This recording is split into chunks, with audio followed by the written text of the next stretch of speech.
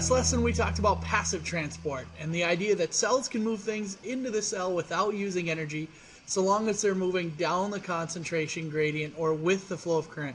Well, in this we're going to talk about what happens if a cell has to move things against the current or against the concentration gradient and how a cell does that. So in this lesson we'll look at active transport.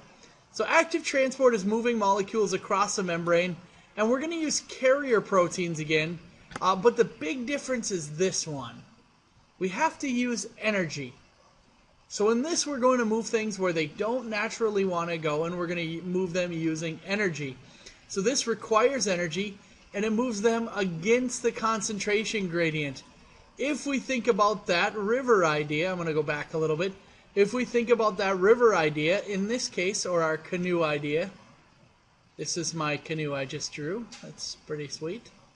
It's nothing like a canoe, and here's somebody standing on the canoe. Well, if you think about this, they're moving, in this they're going to move against the flow of the river. So they're going to go against the stream, and because of that they have to paddle extra harder, they got to spend energy. If we think about that in terms of membranes, so here is our membrane, and here's our molecules over here. Okay, if we have a lot of molecules on this side and only a few molecules on, only a few molecules on this side, the molecules naturally want to go this way. Well, if we want to move the molecules this way against that concentration gradient, we're going to have to spend energy. So to move them where they don't naturally want to go requires energy, and that's active transport.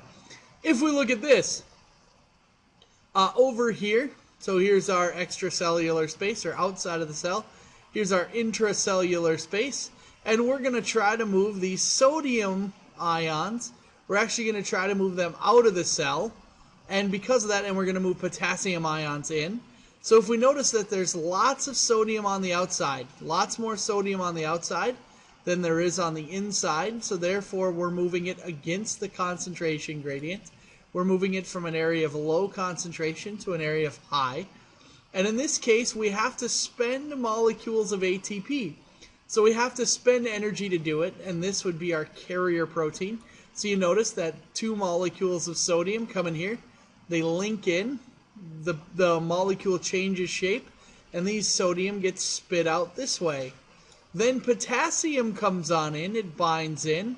We spend another ATP, and we spit them out this way. So we're moving things against the concentration gradient, and we're spending energy.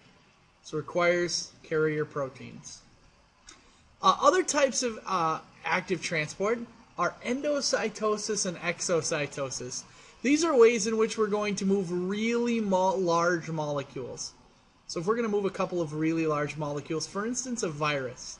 A virus, in retrospect, is a huge molecule compared to the other things.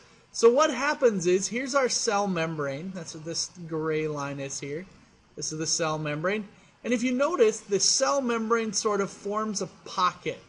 So it sort of flexes in and forms a pocket. And then the cell membrane actually bends all the way in. So this would continue to go in. The pocket would continue to deepen until we formed a complete circle around it. So in endocytosis, we trap things in a cell membrane bubble by pinching off that cell membrane and moving them in. And then we can attach a lysosome to this to help dissolve things. So if we're engulfing bacteria and stuff like that. It's called endocytosis. It's taking in molecules by forming vesicles, and it requires energy to do this. Exocytosis is the exact opposite. We're going to get rid of things by fusing them. So here's our vesicle here, and what we do is we fuse it with the cell membrane, and then that cell membrane becomes part of the normal cell membrane, and that spits the molecules out this way. So this vesicle moves here, it fuses with the cell membrane here, and that spits out the molecules onto the outside.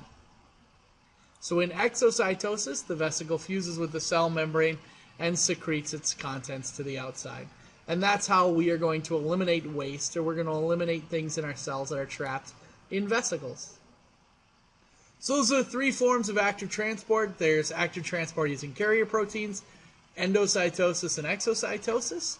If you have any questions about that class, feel free to ask me anytime. I know this is a shorter video.